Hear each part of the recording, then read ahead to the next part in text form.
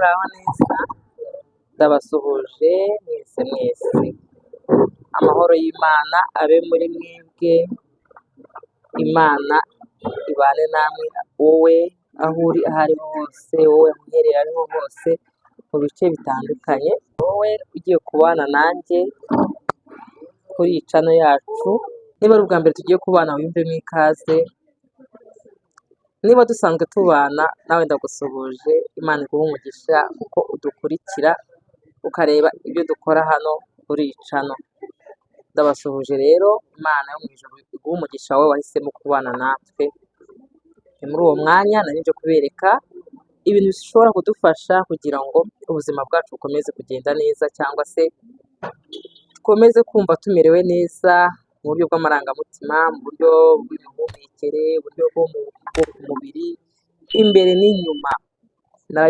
Bibabwira umunsi ku wundi ko umuntu umeze neza imbere akuba yumva ameze neza, atekereza neza, nta bindi bibazo, n'ubwo ibibazo bitajya bibura mu isi, ariko akagerageza kubyirengagiza nkaho bitariho.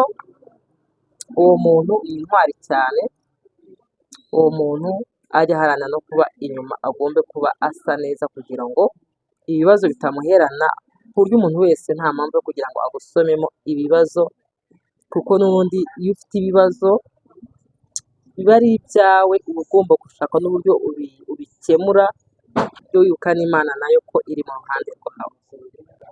Ni muri uwo mwanya nari nje kubereka, ese umuntu ukunda kubira ibyokere, ukunda gutaransifira mu kwaha, ukunda kuzana amabara ku mwenda we, bigatera impumuro itari nziza, hari n'igihe biba bikubangamira ariko utazi uburyo ki wabikemuramo, utazi uburyo ki wakemuramo icyo kibazo ufite, kandi ukaba utazi umuntu wenda wagisha inama. Byose birashoboka. Uwo mwanya rero nari njemo kugira ngo tuganire, ugomba kumva umeze neza, ugomba kugenda wumva uri amahoro.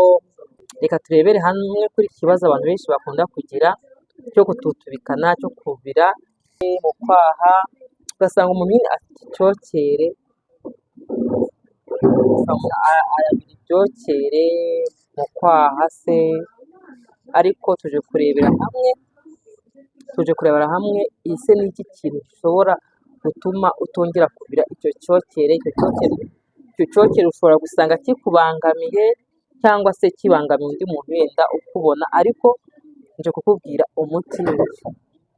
Ni uko igihe cyose wumva ko uri kubira icyokere, cyangwa se uri kwisanga wabize icyokere mu kwaha, umuntu ugasanga akurangiye nka tumwe mu maparufe, ntabwo naza kukubwira ngo niba ubira icyokere hita ufata iyi parufe uyitere, icyo cyokere kiragenda, cyangwa se urahumura neza. Oya, nje kukubwira ko mbere y'uko ukoresha iyo parufe, mbere y'uko bakurangira iyo parufe, kuko ubira icyokere mu kwaha, cyangwa se icyo cyokere ugasanga ntabwo gifite impumuro nziza, mbere y'uko umuntu akubwira ngo icyo cyokere dore cyakuzanye izinga mu kwaha, banza witonde, kubera ko hari igihe ushobora gukoresha iyo parufe ugasanga ahubwo iyo parufe irushijeho kubikabya cyane, kandi wenda bitari binakabije.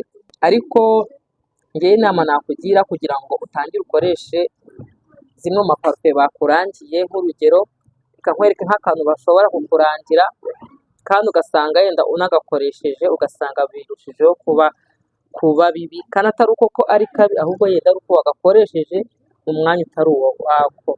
Hari nk'aka kantu kitwa Nivea, murakabona, ziba ziri ubwoko bwinshi, aya manivea murayabona,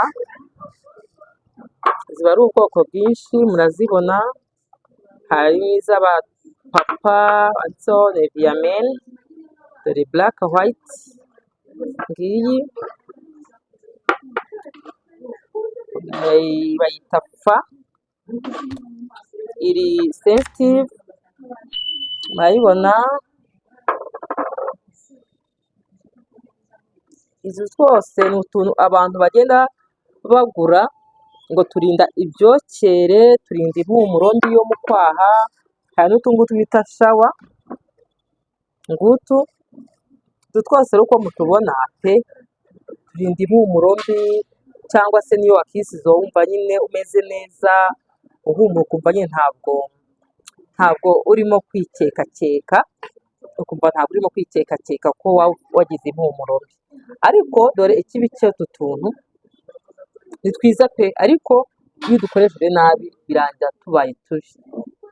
Ati gute rero? Nicyo nshaka kugira ngo tuganireho. Izi ngizi uko nabiberetse, cyangwa se izi shawa uko nagiye mbibereka, aya moko yose uko nagiye mbibereka, ni uduparufe bikoresha nyine mu kwaha se, twinshi tuba ari amavuta, utwo ariko nta za rukoro ziba zirimo. Muri izi ngizi ho ntabwo ari nka za parufe bitera gutya, ahubwo zo ni twa tuntu basiga nyine kugira ngo tuba twifitiye impumuro yatwo yihariye. Abantu benshi rero bagakeka ko iyo badukoresheje bashobora gutaransipira, yenda ibyo byokere ntibyumvikane, ariko dore ibanga ririmo, cyangwa se dore uko wabigenza kugira ngo nuramuka unagakoresheje ujye ugenda wumva umeze neza, ugende wumva noneho nta kibazo cyo kongera gutaransipira. Mbere yo kugakoresha rero, banza ufate amazi yawe y'akazuyaze, nurangiza usige isabune aha ngaha y'ibifuro nyine, isabune yabaye ifure, ubanze woge hahandi mu kwaha. Nurangiza kuhoga neza, ube wafashe indimu yawe, igipande cy'indimu usige mu kwaha, uhasige bye. Ariko ubwo icyo gihe uzabikora wabanje gukuraho ubwakwaha, niba ariko babyita ndakeka. Ubanza uhogoshe neza hase neza, ariko banza uhogoshe neza hase neza, ariko nanone uzirinde kugira ngo utazikomeretsa ugasanga ushyize indimu mu gisebe. Ntabwo nabwo byaba ari byiza, ahubwo yogoshe neza witonze. Nurangiza ufate ya ndimu yawe uhasige byibura nk'akangahera, ujye ubikora nka hagati ya 3 cyangwa 4 mu cyumweru. Bizarangira bya byokere bigiye, ya mpumuro mbi igiye, hanyuma ujye wabona gukoresha ka kantu. Icyo ya ndimu rero izabigufashije, ya mpumuro mbi izagenda burundu. Noneho nukoresha kano kantu nibwo uzumva kagize umumaro kurusha uko wagakoresha ukihumura nabi mu kwaha. Nicyo kintu cyiza cya mbere nakubwira, niba kugira ngo ugure kano kantu wumva ugifite impumuro mbi, ku buryo wagira gutyo ukumva ufite impumuro mbi, purize banza ukoresha indimu n'ayo mazi y'akazuyaze nakubwiye. Ayo mazi y'akazuyaze n'iyo ndimu ni ukuri bizagufasha, iyo mpumuro mbi izahita irangira burundu, ntabwo uzongera kumva impumuro mbi. Then ubone wagura iyi Nevia cyangwa se iyi shawa. Ni ukuri ibyo bintu nubikoresha ndabizi neza ko bizagenda neza. Dukomeze twiyiteho, dukomeze twungurane ibitekerezo, kandi reka nkubwire wa muntu unkurikira hano kuri Isho TV, niba ibi bintu nubikoresha ukabona birakunze, niba koko ushobora kuba ufite ako kabazo ko gutaransipira, sibyo abantu benshi hari igihe utu tuntu ubundi badukonseye abantu ngo bakore akazi kenshi, bakirirwa ku zuba bagataransipira. Badukonseye abantu nyine birirwa hanze babize ibyokere, ariko aka kantu bavuga ngo kakumaraho amasaha 72. Karamutse kakumazeho aya masaha, cya cyokere cyawe kavanze n'ibi bintu wisize, urumva noneho byarushaho kuba bibi cyane. Ahubwo banza ukoresha uwo muti, indimu ni umuti, ayo mazi y'akazuyaze ni umuti. Waramutse wanogoshemo neza, wikoreyemo isuku, ni ukuri umva uzagenda uri simati, uzagenda umeze neza, aho kugira ngo bazagushuke ugure kano kantu. Aho uzakabona nta nubwo gahenze, ni 4,000, ndumva ariyo mafaranga kagura ya nyuma. Ariko nubwo kadahenze ushobora kugakoresha ukagakoresha nabi, ugasanga noneho ibyo wibwiraga ko ari ubusirimu ugasanga ntabwo ari ubusirimu, ahubwo ugasanga bibaye nyine hari ukuntu umuntu akubwira ikintu yaragikoresheje akazi ko niba byaramugendekeye neza akaba agira ngo nawe niko byagenda. Rero njye inama nakubwira ni uko wabanza niba wumva ufite icyo kibazo cyo gutaransipira, cyo kubira nyine, cyo kubira ibyokere bikaza hano inyuma, cyo kugira impumuro mbi mu kwaha, banza ukoreshe indimu. Hanyuma nyuma y'indimu uzabona ushyiremo kano kantu. Ushobora kubikoresha 3 cyangwa 4 mu cyumweru. Mwakoze cyane. Aka kantu numvaga ntakihererana kuko nanjye narakamenye ndavuga ntabwo nakihererana, nkuko nababwiye ngo akantu keza nzajya nunguka nzajya nza nkabasangize nk'abakunzi banjye, tubana umunsi ku wundi, kandi anabashimira ko mukomeza rwose kudukurikira, mukaduhereza ibitekerezo, mukatwereka ko mudukunze.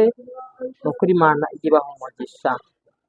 Mwifurije nawe gukundwa, mwifurije kugira ikintu na kimwe werekezaho amaboko, ni ukuri gikunde. Nkwifurije umugisha w'Imana mu byo ukora byose. Ndabakunda cyane. Ndagushimiye wowe wakoze subscribe, wowe utwereka comment ukatwandikira ukatubwira, hari n'abanyandikira mu gikari, sinzi impamvu yenda niyo sinzi impamvu mudashyira muri comment, ariko nabyo ndabishima Imana, biba bigaragariza ko mudukunda, ko turi kumwe kandi ko mushyigikiye ibyo dukora. Imana iguhe umugisha. Ndabakunda cyane. Shalom.